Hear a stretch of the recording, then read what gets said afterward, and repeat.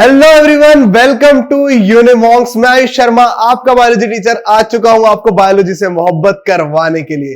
तो बच्चों, हम कर रहे थे हमारी यूनिट जेनेटिक्स एंड इवोल्यूशन, ठीक है। और उसके अंदर हमारे फर्स्ट चैप्टर के हमने कुछ टॉपिक्स कवर कर लिए थे। लास्ट क्लास के अंदर हमने सिंड्रोम्स देख लिए थे, हमने सेक्स डिटर्मिनेशन देख लिया था। आज के लेक्चर के अंदर हम कंप्लीट करेंगे ड्रोसोफिला के बारे में कि why Drosophila is choose as an experimental material for linkage study और क्रॉसिंग ओवर स्टडीज। देन हम पढ़ेंगे लिंकेज के बारे में एंड देन हम पढ़ेंगे क्रोमोसोमल थ्योरी ऑफ लिंकेज। ठीक है बच्चों, ये बहुत इंपॉर्टेंट है आपके एग्जाम पॉइंट ऑफ व्यू से। यहां से क्वेश्चन आते हैं, लिंकेज से तो जरूर से जरूर क्वेश्चन आता है, लिंकेज एंड क्रॉसिंग ओवर से। तो इस वीडियो को ध्यान से देखना और पूरा देखना, ठीक है। सबसे पहले आता है ड्रोसोफिला के बारे में, ठीक है। अगर हम इसके बात करें साइंटिफिक नेम की, तो हम क्या होता है, ड्रोसोफिला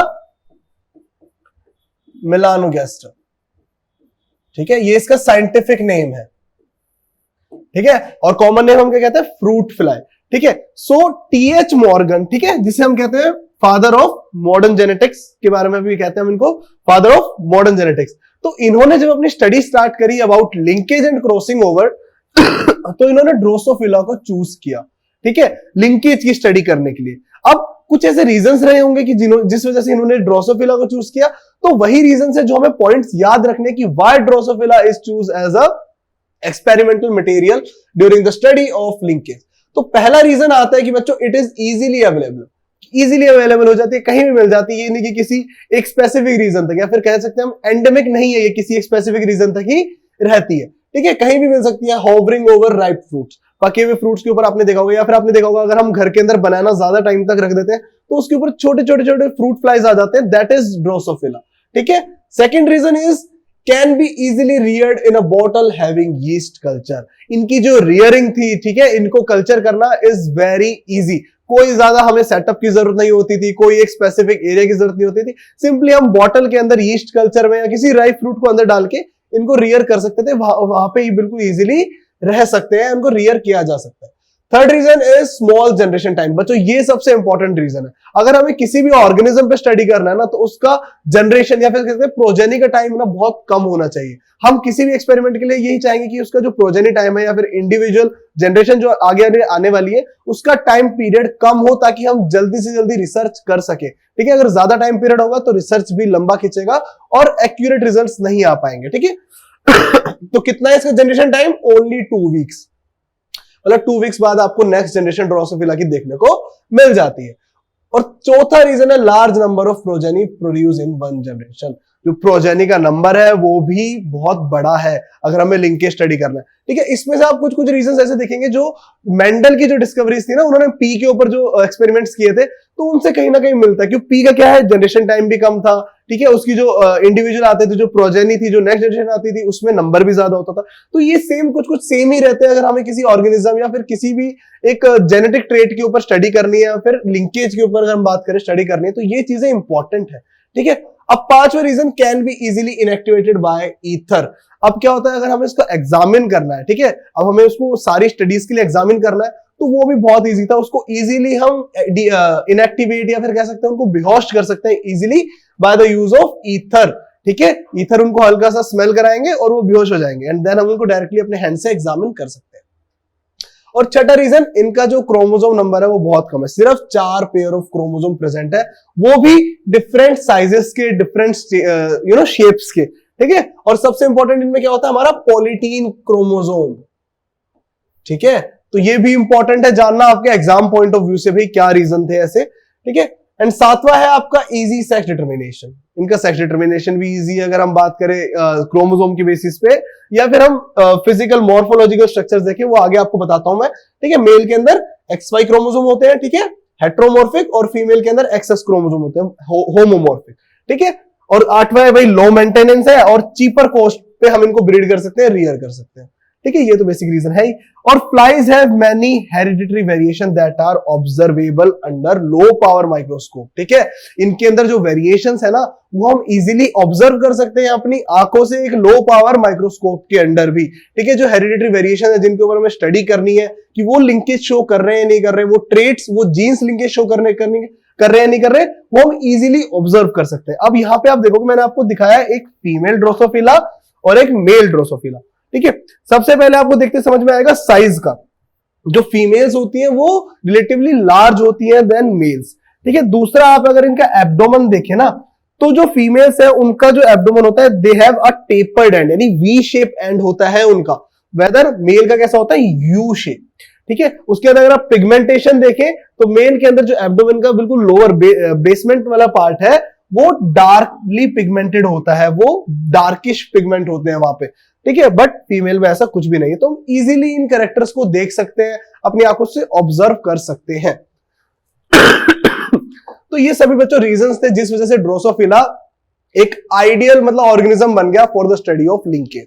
ठीक है, अब बात करते हैं हम लिंकेज के बारे में कि सर जिसकी हम स्टडी कर रहे हैं वो एक्चुअली में है क्या। तो बच्चों एक बार इसकी डेफिनेशन देखो, डेफिनेशन पढ़ते ही तुम्हें बिल्कुल समझ में आ जाए कि व्हाट इज लिंकेज। ठीक है, so linkage is the tendency of a gene, किसी भी जीन की टेंडेंसी होती है to stay together during inheritance, यानी कि दो जीन है, ठीक है, वो एक साथ रहे या फिर इनहेरिट एक साथ हो during the time of meiosis. अगर गैमेट फॉर्मेशन भी हो रही है, आपके दो जीन है, ठीक है, क्या होगा मियोसिस के टाइम में वो ब्रेक हो जाएंगे अगर दूर दूर प्रेजेंट होंगे, बट अगर पास पास प्रेजेंट होंगे तो क्या होगा, एक चांस बढ़ जाएगा कि वो साथ ही इनहेरिट होंगे, वो कभी एक दूसरे से अलग नहीं होंगे, एक दूसरे से लिंक्ड होंगे।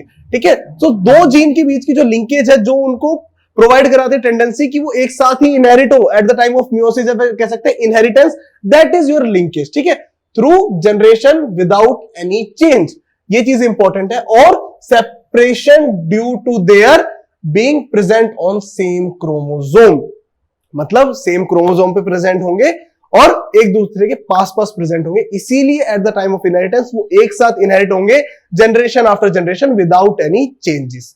ठीक है बच्चों, अब इधर एक कॉन्सेप्ट आता है लिंकेज के बाद हमारे जीन्स के ऊपर ही, एक होते हैं हमारे लिंक्ड जीन्स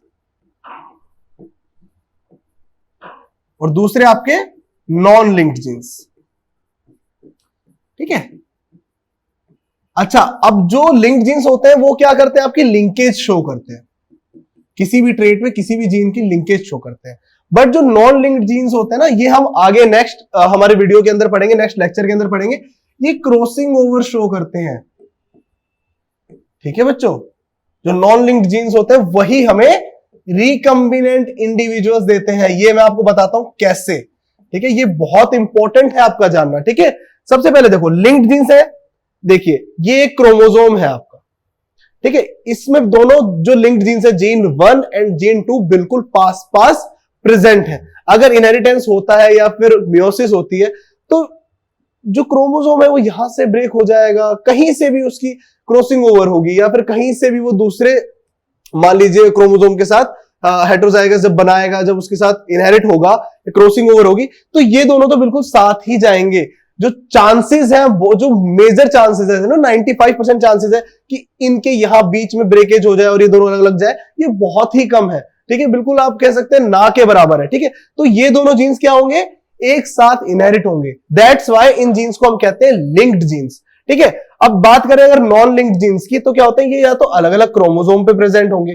ठीक है, इनहेरिटेंस के टाइम पे क्या होगा, क्रॉसिंग ओवर होगा, ये यहां चला जाएगा और ये वाला यहां आ जाएगा। ठीक है, नॉन लिंक्ड जीन्स है, इजीली इनहेरिटेंस इनका हो जाएगा। ठीक है, अलग अलग। ठीक है, या फिर हो सकता है एक ही क्रोमोसोम पे है पर अलग दूर दूर सेपरेट है, दूर दूर प्रेजेंट है, तो भी हो सकता है यहां से मान लीजिए क्रॉसिंग ओवर होगी, ये दूसरे क्रोमोसोम पे चला गया और ये वाला इस क्रोमोसोम पे रिमेन रह गया, तब भी चांसेस है रिकम्बिनेंट बनने के। ठीक है, क्योंकि जीन या तो दूर दूर प्रेजेंट है या डिफरेंटली प्रेजेंट है। ठीक है, अब ये जो प्रॉपर्टी होती है नॉन लिंक्ड जीन्स की, ये क्या होती है, इंडिपेंडेंट असॉर्टमेंट। ठीक है, मैंने आपको पहले भी पढ़ाया था जब लॉज ऑफ मेंडल हम कर रहे थे। ठीक है, तो उसके अंदर बताया था कि इंडिपेंडेंटली असॉर्ट होते हैं eight the time of inheritance या फिर कह सकते हैं eight the time of meiosis. क्या होते हैं, बिल्कुल इंडिपेंडेंटली इनहेरिट हो जाते हैं, बिकॉज या तो डिफरेंट क्रोमोसोम पे प्रेजेंट होंगे या सेम क्रोमोसोम पे डिस्टेंटली प्रेजेंट होंगे।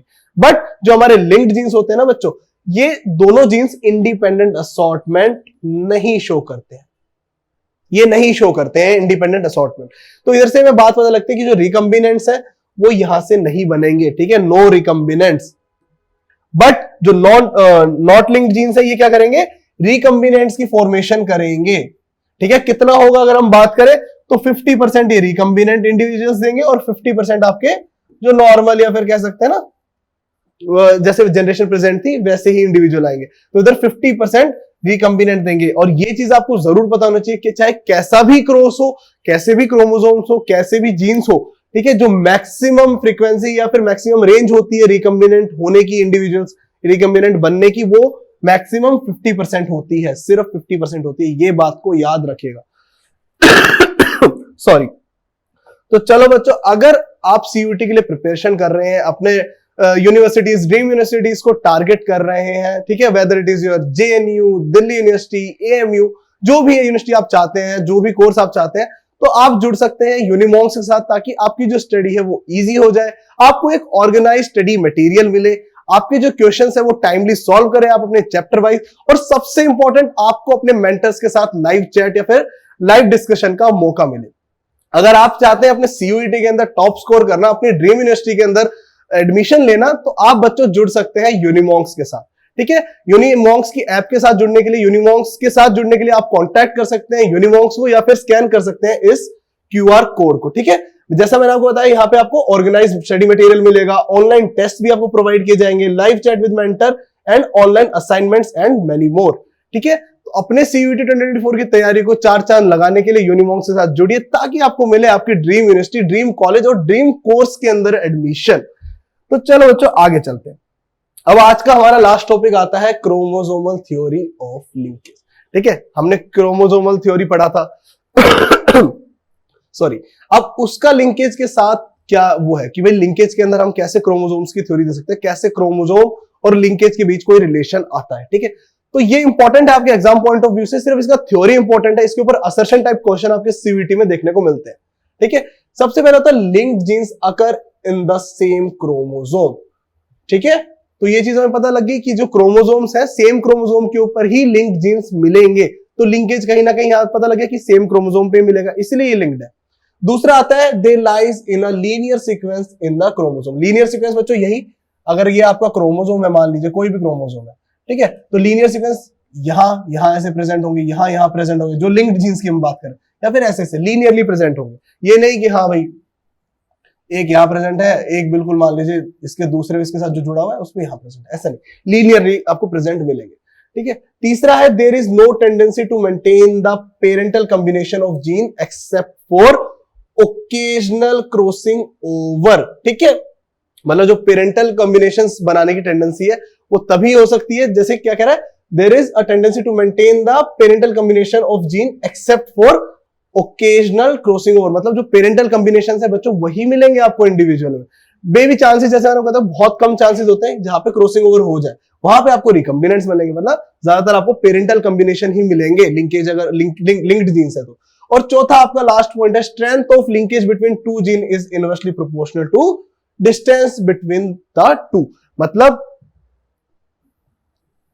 अगर ये कोई आपका क्रोमोसोम है, ठीक है, अब आप मुझे बताओ कि ये दो जीन प्रेजेंट है, ठीक है, 1 और 2, ठीक है, और दूसरा है आपका